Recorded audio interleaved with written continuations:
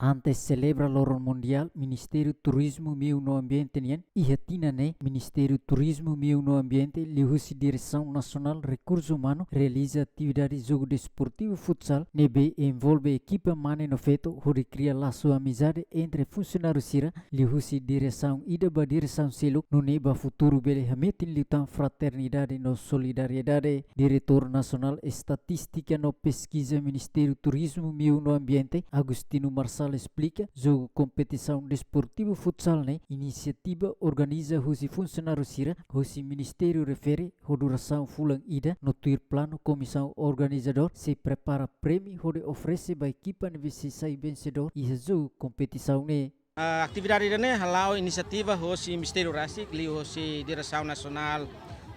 Recursos Humanos ninian, idane maksira halaun ba segundo parte ninian. No aturian nel orçamento nebe iha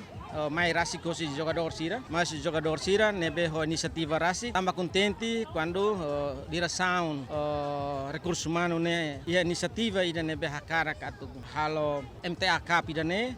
Este momento halo comemoramos para l'Oro Mundial do Turismo e Ambiente ninian, e Ministério Turismo no Ambiente. Equipa futebol ne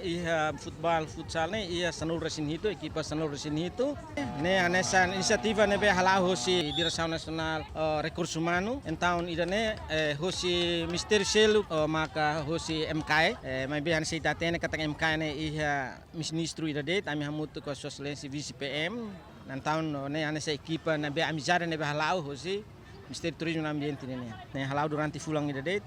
Ita prepara hanesan piala bergelir, nebe semak manan depois karatinan, sena fatin atau denyo.